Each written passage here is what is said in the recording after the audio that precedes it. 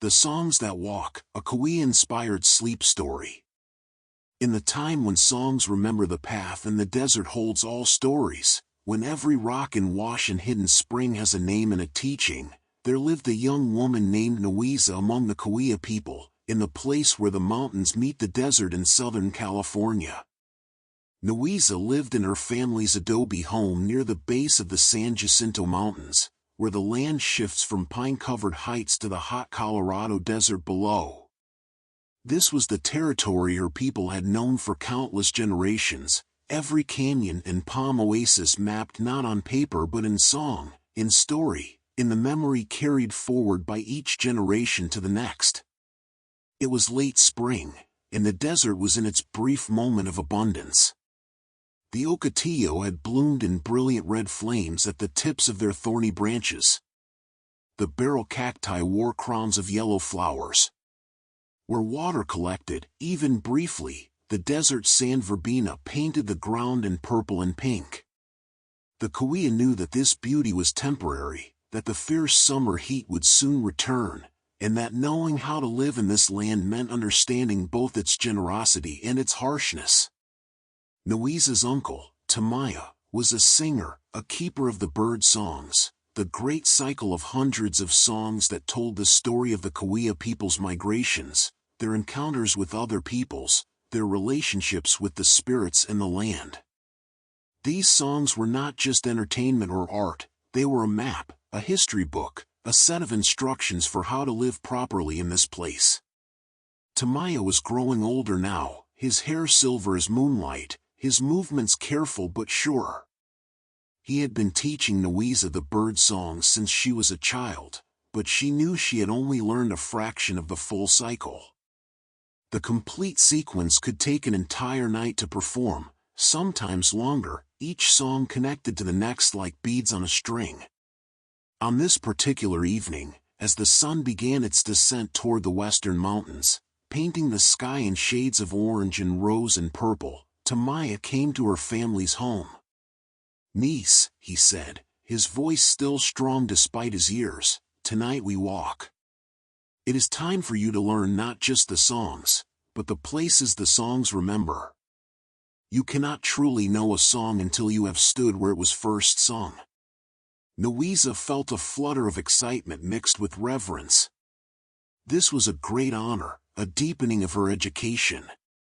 She gathered her things, water in a pottery vessel, a woven basket with food, a blanket, and followed her uncle as the day's heat began to ease.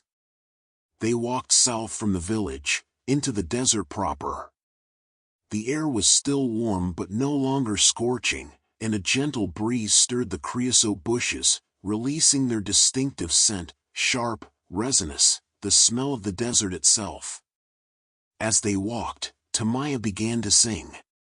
His voice was weathered but true, carrying the melody that spoke of leaving the mountains, of walking into the flatlands, of the people moving together like migrating birds. The song was in the old language, words that Louisa understood but did not use in daily conversation. It spoke of specific places, specific encounters. Each verse was a memory, a landmark, a teaching. "You see," Tamaya said, pausing in his singing, "the bird songs are called this because our ancestors watched the birds migrate each season. They saw how the birds knew their paths without maps, how they returned to the same places year after year. They understood that this knowledge could be encoded in song, that music could carry a map more reliably than any drawing."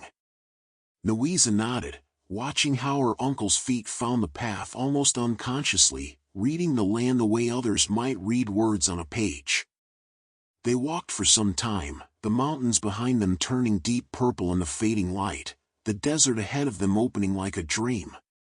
Tamaya pointed out landmarks as they went, a particular rock formation, a wash where water sometimes ran, a place where agave grew thick and could be harvested for food and fiber. "Each of these places has a song," he said. "Each song has a story. And each story has a teaching about how to live properly, how to maintain balance, how to respect the power that dwells in all things. The stars were beginning to emerge overhead, appearing one by one like ancestors taking their places to watch over the living. Louisa recognized the patterns her people had named, different from the patterns other people saw, but no less true. They came to a place where several large boulders created a natural shelter. In the dimming light, Louisa could see markings on the rocks, petroglyphs, carved by hands that had returned to Earth long ago but whose messages remained. "This is a sacred place," Tamaya said quietly. "A place where the boundary between the ordinary world and the spirit world is thin. Here, our ancestors came to receive visions, to communicate with the powers that shape existence." He settled onto the sand near the rocks, and Louisa sat beside him. The desert at twilight was not silent. There were sounds everywhere if you knew how to listen. The rustle of a lizard in the creosote. The call of a porwheel beginning its nightly hunting. The whisper of wind moving across open space. "I will tell you a story," Tamaya said, "that will help you understand the songs you are learning." Louisa drew her blanket around her shoulders as the temperature dropped. The desert gave up its heat quickly once the sun disappeared, transforming from oven to coolness in the space of an hour. "In the beginning," Tamaya began, speaking in the traditional way of storytelling, "there were the twin beings. They emerged from darkness into light, and one of them was Mukut, who would become the creator of much that we know." Louisa had heard this story before, but she listened with fresh attention. Stories, like songs, revealed new meanings each time they were told, depending on the listener's readiness to understand. "Mukut shaped the world," Tamaya continued, his voice taking on the rhythm of ritual speech. "He created the first people, taught them how to gather food, how to make fire, how to live in right relationship with the desert and all its beings. He gave us ceremonies, songs, the knowledge we needed to survive." The stars grew brighter as full darkness settled. A crescent moon rose, thin and bright, and Louisa thought of Meneli, the being associated with the moon in Cahuilla tradition. "But Mukut also brought death into the world," Tamaya said, and his voice grew softer, more solemn. "Before Mukut died, there was no death. But he understood that without death, there could be no renewal, no room for new generations. His death taught us how to die, and how to mourn, and how to remember those who have gone before." Louisa felt the weight of this teaching.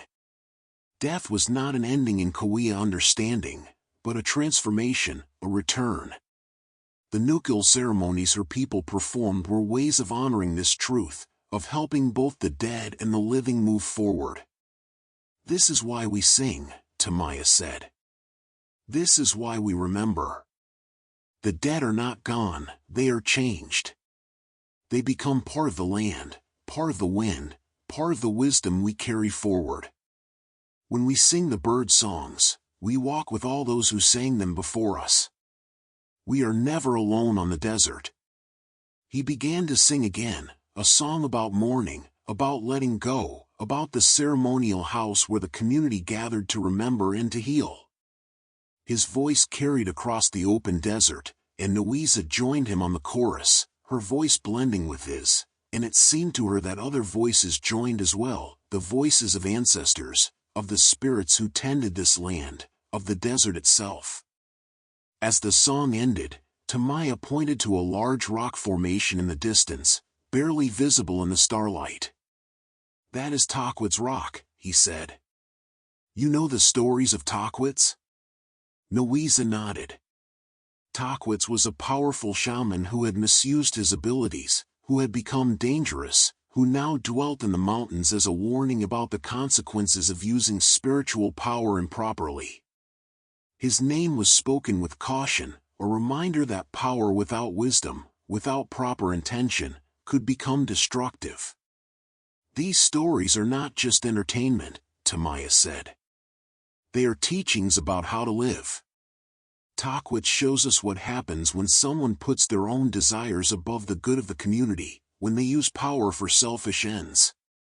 The land itself remembers, that rock, that canyon, they carry the memory of what happened, they continue the teaching for all who will listen. Louisa looked at the dark shape of the rock against the stars and felt the truth of this. The land was not just a backdrop for human activity, it was a participant, a teacher, a keeper of memory.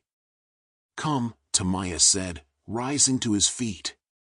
"There is another place I want to show you before the night grows too old." They walked again, moving carefully in the starlight. Louisa's eyes had adjusted to the darkness, and she could see the subtle variations in the sand, the shapes of plants, the texture of the earth. She felt safe with her uncle, knowing he had walked these paths countless times, knowing the land itself would guide them. They came to a small canyon where a hidden spring created a pocket of different life, palm trees, reeds, the sound of water trickling over stone.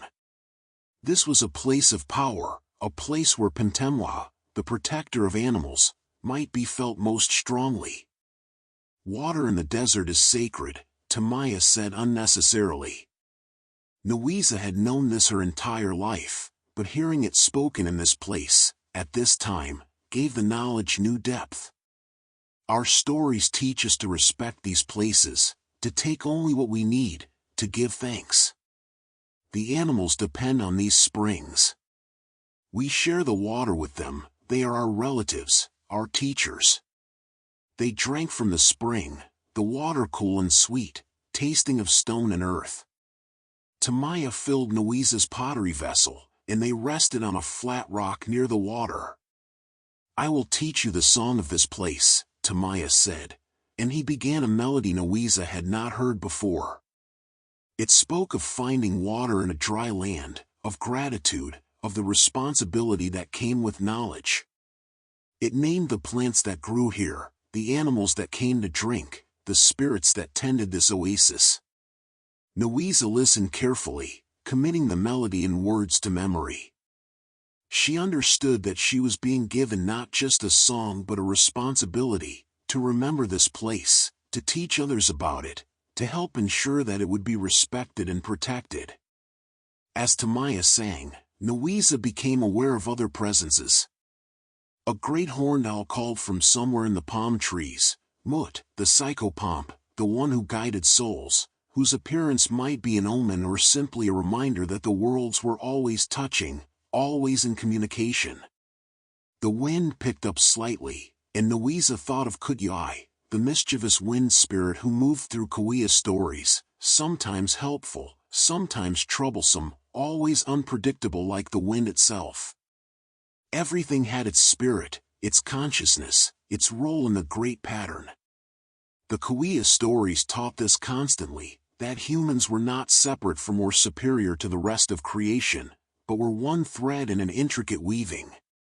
"The bird songs teach us humility," Tamaya said, as if reading her thoughts. "They remind us that we are travelers in this land, that we must learn its ways, respect its powers, live according to its rhythms.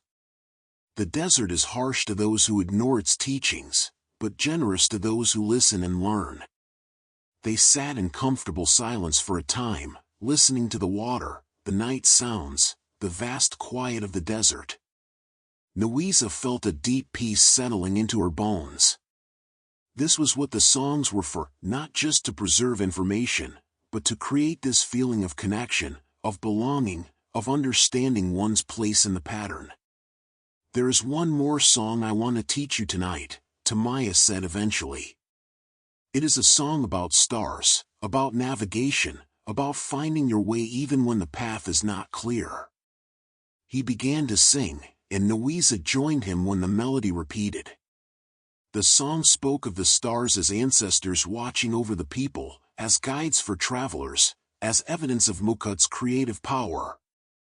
It spoke of walking at night, of trusting the sky, of the way certain stars appeared at certain seasons to mark important times in the year. As they sang together, Louisa felt something shift. She was not just learning a song, she was being initiated into a deeper understanding. The songs were alive, were powerful, were a technology for encoding wisdom that could survive for thousands of years if the chain of transmission remained unbroken. She was part of that chain now, a link between her uncle and the students she would teach in her own time. The songs would live through her, would continue their work of connecting people to place, to ancestors, to the proper way of living. The night grew deeper. The moon moved across the sky. The temperature continued to drop, but wrapped in her blanket, Louisa felt comfortable, held by the night, by the desert, by the presence of her uncle and the invisible presence of all those who had walked this path before. "We should return," Tamaya said finally. "But remember this night. Remember these songs. Remember that you are never singing alone. The ancestors sing with you, the spirits sing with you, the land itself sings with you." They walked back toward the village, moving slowly, stopping occasionally for Tamaya to point out a plant or a rock formation or a particular arrangement of stars. Everything was a teaching, everything was worth noticing. As they walked, Louisa understood more deeply why the bird songs took all night to perform.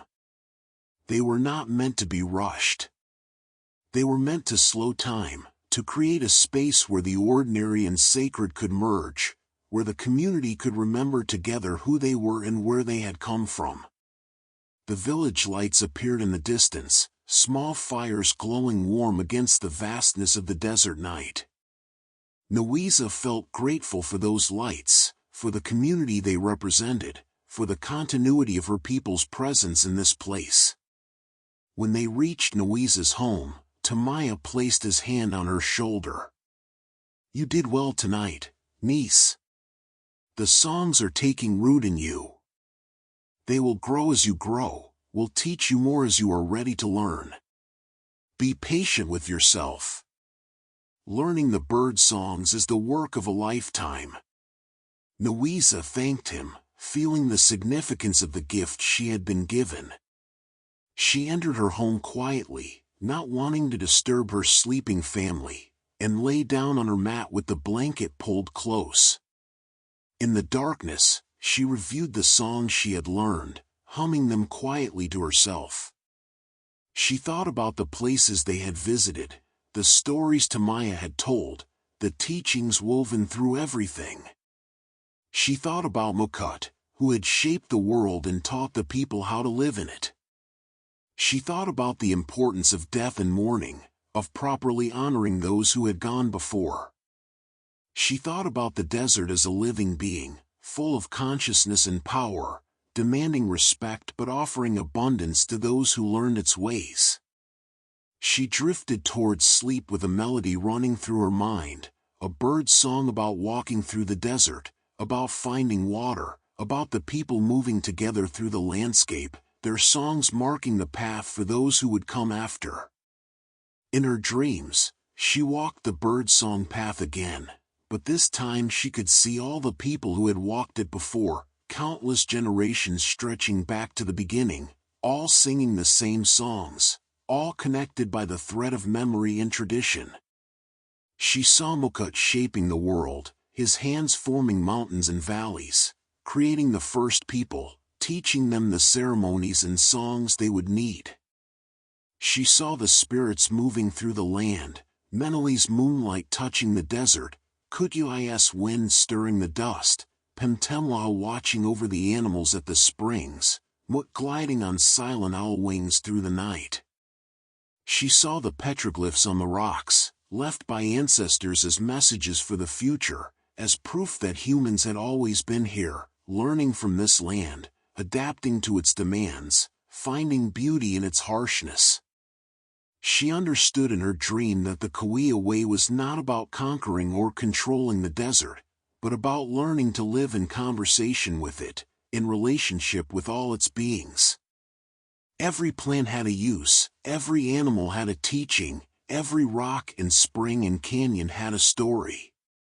The land was a text written in sand and stone, and the songs were the language for reading it. She dreamed of the ceremonial house where the nukul ceremonies took place, where the community gathered to mourn their dead, to create effigies and burn them, to sing the songs that helped both the deceased and the living move forward.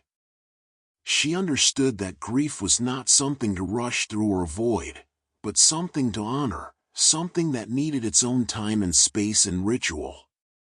She dreamed of sitting with other singers through the long night, performing the complete bird-song cycle, her voice joining with theirs in the intricate harmonies, the songs rising and falling like the landscape itself, like the journeys they described.